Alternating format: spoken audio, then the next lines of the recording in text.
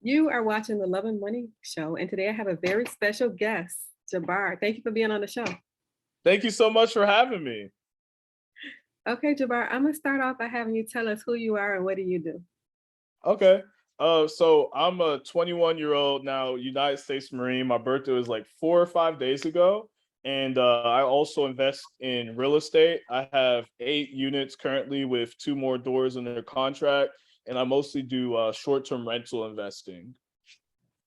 That is awesome. 21 years old. And so your background, you said you're a Marine. Yep, I'm a United States Marine. I'm still active duty currently. Actually, I'm on duty right now. Okay, Jabbar. How did you get into real estate? So I was investing in like stocks a little bit prior, and I made a little bit of money there. I had like just knew that I wanted to like achieve financial independence and make a lot of money, and I just like stumbled across Bigger Pockets. I listened to all their podcasts. I joined like groups like Sheiks Freaks is a group, a community I'm a part of. It's like 15 to 25-year-olds who are also like freakish, interested in like financial independence and things like that.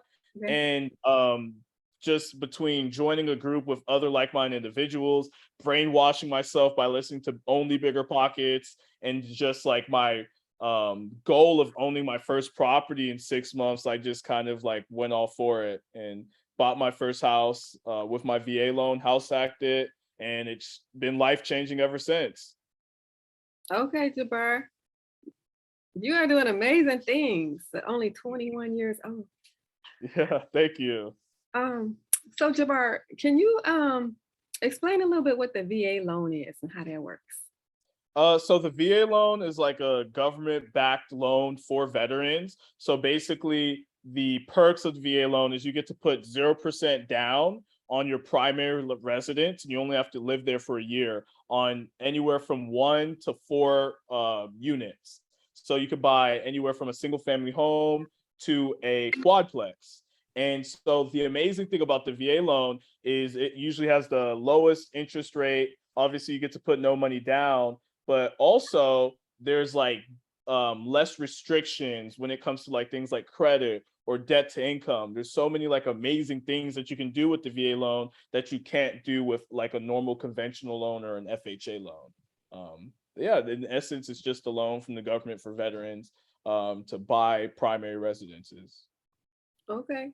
Jabbar, walk us through your first deal, like getting pre-approved for a mortgage and all of that. Oh my God. Yeah. So like when I was trying to buy my first house, it was like probably one of the most strenuous processes I've ever been through, because I was like this 19-year-old with like exactly, I applied before I had 6 months of credit. I didn't have the 2 years of job history that they look for. And the Marine Corps, I'm a single Marine. We don't make much. I was making $18,000 a year. So when I'm going to these bankers, like asking them to buy a house, they're all like telling me, no, it's impossible. It's not going to happen. And I ended up talking to 19 banks in total. The 13th bank I talked to finally gave me my first like maybe, and I got my foot in the door. And I ended up being able to get approved for a loan. And I told you guys that like the VA loan is usually 0% down, where, well, because my income was so low, I had to put 5% down on that first property. So I had to come out of pocket $12,300. And but I would have done it a million times over. And so I ended up buying the property. I lived in it for a year, and I lived on a futon, and then I rented out each individual bedroom in the property for about $750 to $800 at the time. And today, that property, I mean, it's appreciated over $100,000. So I have equity now. I make over $2,000 a month in like just pure net profit on that deal. And I mean, technically that property makes me more than the Marine Corps pays me. So it was a tremendous first deal. Okay. I think that's amazing that you went to 13 lenders, Yeah. like that you kept going after the first one and you kept asking different lenders.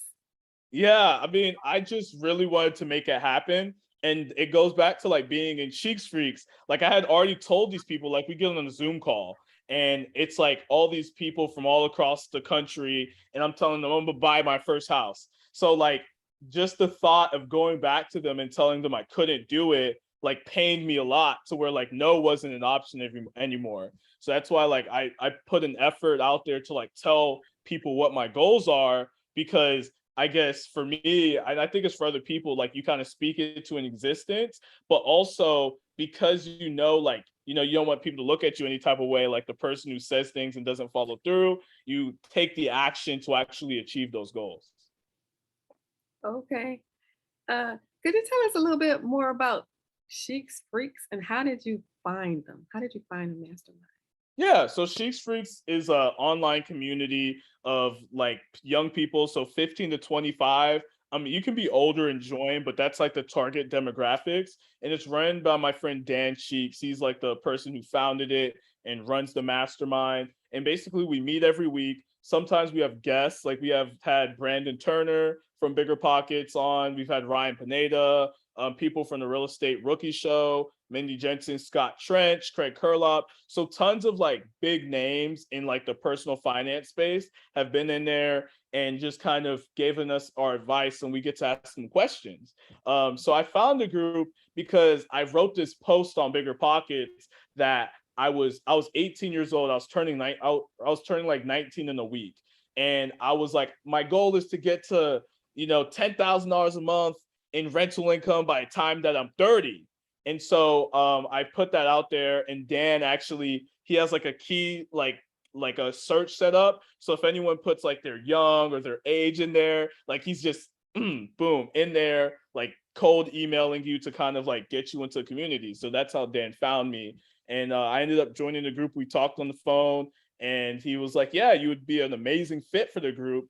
And Dan has changed, like being in the group has changed my life, because like the goal that I'm setting to where I was 30, like I'm at the position where I'm hitting it at like as a 21-year-old. So it's definitely been a game changer for me, because I get to be surrounded by other like-minded individuals who are doing the same things as me. Because I was hanging out with some people my age at a college the other day, and I hated it because I was just so unlike them. Like their sense of urgency, or not even urgency, but the way that they think or do things or process their lives, or just like what their interests are way different than what like me and the people who are in Sheiks Freaks are interested in. So it's just an amazing community.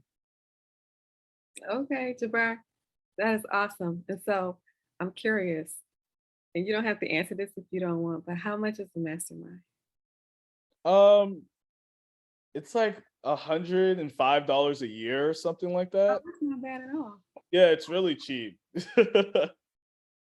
And like it was free for a long time. The only reason he started charging for it is to cover the cost, because he started dumping money into like creating the website, and he has like a mobile app for it and everything now. So now it's just like maintenance on the website. So he's not just footing the bill.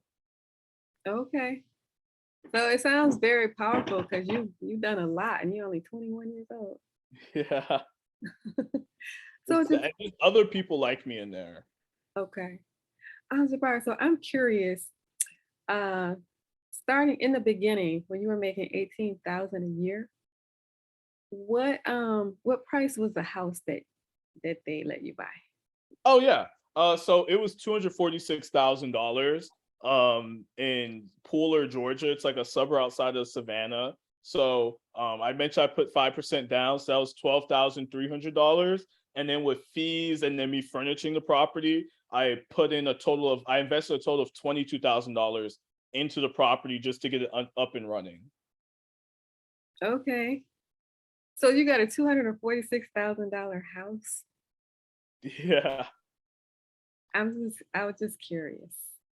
Yeah, and it's crazy because like that house led me, like I thought that was like a big purchase, and then a few months later I bought a cabin in the Smoky Mountains, and that one's $600,000, and then I just bought a quadplex in Savannah, and that one's $700,000. So I'm looking at like $1 million deals, like trying to like break into like the 7-figure mark with just acquiring properties. Because what I've learned is like the price of the property doesn't matter. It's the income and the revenue that it produces. So I mean, I ask people this all the time. If the cost of the place is $1 million and it rents for $1 million a month, I mean, it's a no-brainer to do that deal. So that's kind of what I look for. It's like how much what is like the cash on cash return and then the net revenue that it produces every month, because that's all that matters.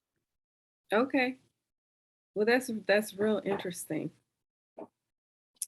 Um, so could you you already did it basically, but could you explain your portfolio and what it looks like? Yeah. So I have a quadplex, duplex, and then a quadplex, a duplex, and then two single family homes. And I have two single family homes that I'm under contract to buy right now. Okay. And the first deal, was that a single family? Yep, it was a single fam. Okay. And so you got that on your own, right? Yep. Yeah. And so how were you able to build that fast, only being 21 years old? I would say like I focus when I think about it, I just focused on finding like amazing opportunities. So like in real estate, you need three things. You need like the money, you need the experience, right? The knowledge, and then you need the time. So I knew I didn't have the money and I knew I didn't have the knowledge and expertise, but I had the time to learn and gain the knowledge and also the time to find the amazing deals that will attract the money, that will attract maybe even the skills and expertise that I might be needing. So for my second property, that's the only property I've ever partnered on. That cabin that I bought for 600,000, I really just focused on finding an amazing opportunity that I could bring someone else in to that deal. And then it made sense for us to split it 50-50. So I just focused on that. I was like, well, if most investors only get a 10% return on their money, and I bring someone into a deal where they invest all the money but do none of the work, and I can get them 15, 20, 25, 30%, well, to a logical person, it's a no-brainer. It's just how much they like, know, and trust me at that point. So then once I kind of computed that in my mind, I realized I can buy whatever I want. I just need to find what opportunities exist. And then for the rest of the properties, I mean, like I'm actually in one of my properties right now. It's a duplex. I'm turning into a short-term rental. Like I'm trying to get the Wi-Fi going. I bought that deal with no money down. I didn't use any of my credit. I didn't use any of my, I didn't use a loan or anything. I took over the seller's mortgage. So it was a subject to deal. So the seller has the mortgage in their name, properties and switched over to my name in terms of ownership. I make the seller's payments and then I rent out to both sides and produce cash flow. And then the quadplex, I use my VA loan again, this time getting to put 0% down because the rents from the other units were added onto my income to qualify me for that big of a mortgage. That So makes now I'm sorry. that makes sense. Yeah. So like now I'm able to acquire properties kind of by just targeting those opportunities that make sense, for the bank to lend me money, or in this case, the seller to, I guess, finance the deal on his behalf. So it's just being creative and finding those opportunities that don't require capital. Okay. Jabbar, what advice would you give to a brand new real estate investor who has never bought a property before? I would just say like take action as soon as possible and focus on finding amazing properties. Cause like most brand new investors, I feel like what stumps them is the money. And you need money to invest in real estate, but it doesn't have to be your own. So if you can do nothing else, find ways to create those opportunities and just become knowledgeable. Cause like I help other people now, like who are my friends and things like that. I help them buy their first property. And really what I noticed, but the difference between them and me is like they just took action quicker. They just trusted that I'm not going to steer them in the wrong direction. And so they went out and did it. And now they're learning the knowledge from actually doing a deal. So that's why I kind of like put a sense of urgency on yourself to get into the game as soon as you can. and then just focus on finding amazing opportunities so that, you know, you're not taking a huge amount of risk. You're not scrambling to find, you know, money for your deals, and you're able to build like wealth and you build a portfolio quickly, if that's your goal. Okay. Jabbar, what is your favorite book or some book recommendations? For real estate invest, as far as real estate investing goes, I always recommend The House Hacking Strategy by Craig Kurloff, because I think house hacking is probably the single most powerful way for the average person to become financially free and a multimillionaire. The next book is the book on managing rental properties by Brandon Turner, because that gives you like all the how to. So instead of like asking, well, what if this happens, or what that happens, what if they pay rent late, or what if they need to get evicted, or what if I need to find a contractor, that book gives you literally step by step from A to Z how to run a management business for the property that you buy. And then Set for Life by Scott Trench. And I love that book, even though I've only read it once. I love it because it gives you like the framework of how to quickly achieve financial independence. And it's so against the grain. Because in a lot of finance books, it's like, you know, put $200 a month into your 401k, and then in 40 years, you'll be a millionaire. Well, in 40 years, $1 million might not go that far, one, but then two, no one, like a lot of people aren't interested in being a millionaire 40 years from now. They want to be a millionaire right now. So his book really goes over like how you can practically do that starting from zero in a relatively short period of time, which I believe is 5 years or less. Okay, sounds good, Jabbar. I have one more question, and I'm changing over to love with the Love and Okay, Diamond Show. So, but I already know the answer because you're only 21. Are you single or married? I'm single. Okay. Um, Jabbar, tell us something that you learned in your relationships about love and money that could help somebody else. Love and money.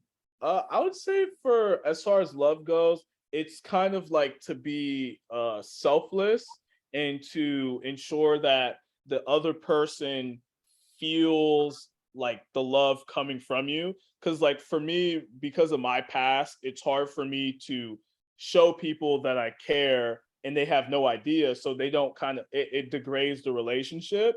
But when you kind of like put yourself into their shoes and be a little bit more selfless and think about the other person, you're able to kind of think forward in terms of ways that you can satisfy like the feeling of love, and then it gets reciprocated because the energy that you give is the energy that you get.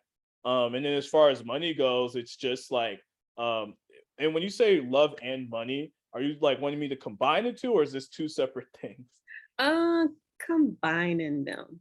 Oh wow, so I misanswered your question. Well, the Yeah. first answer was fine too.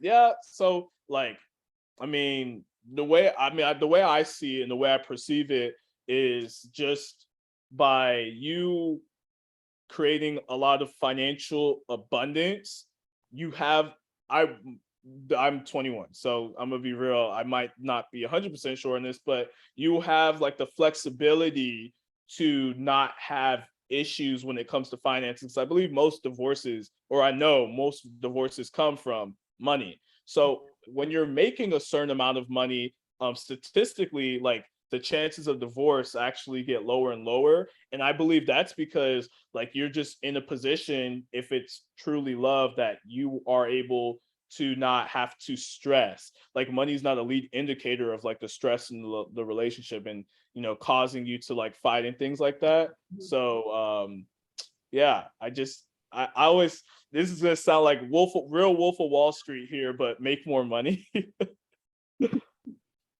Okay, that's interesting, Jabbar. Yeah, I always heard the same thing is that the main reason for divorce is over money, fighting over money. But I interview people all the time, and I interviewed a multimillionaire, and he said that his money destroyed him. Wow. I was like, well, that's interesting. Yeah, I don't know, because I know a lot of millionaires and they're very happy people. I know some of them who like are total machines, and I can see it from that perspective, that they're just driven by money because they don't really have like a true purpose.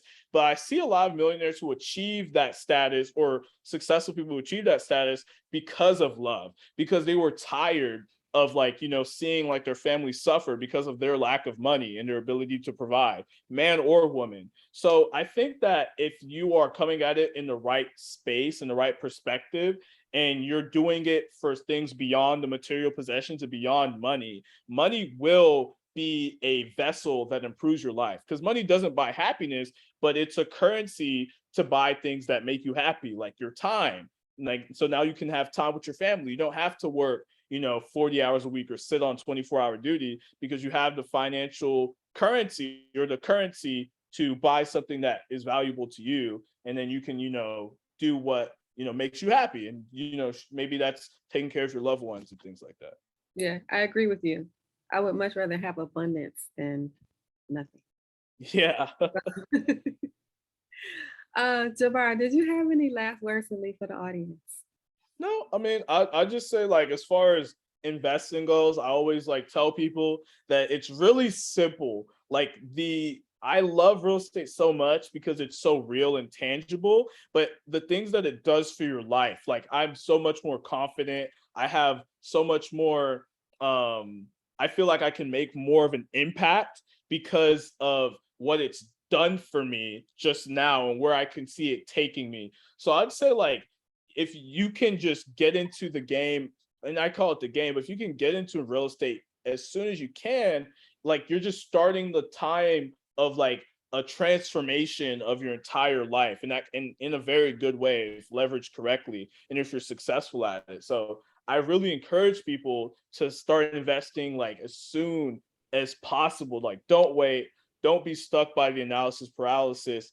Take action and go for it. Because if you're the reality is, if you're consistent and persistent, success is inevitable. All right, Jabbar, I love that. So the last question, where can people contact you if they want to reach out to you? Yeah, Instagram, Jabbar, JABB, two B's, AR underscore investor. So instead of investor, it's investor. And then Facebook, Jabbar Adesada, Bigger Pockets, Jabbar Adesada. I mean, anywhere, if you just Google my name, you'll see my Instagram and LinkedIn and everything else. So just follow me on there. I'm gonna start posting more. I'm just busy doing deals. I hear you. All right, Jabbar. Well, thank you for being on the show and sharing your story. Thank you so much for having me. It was a pleasure to be here.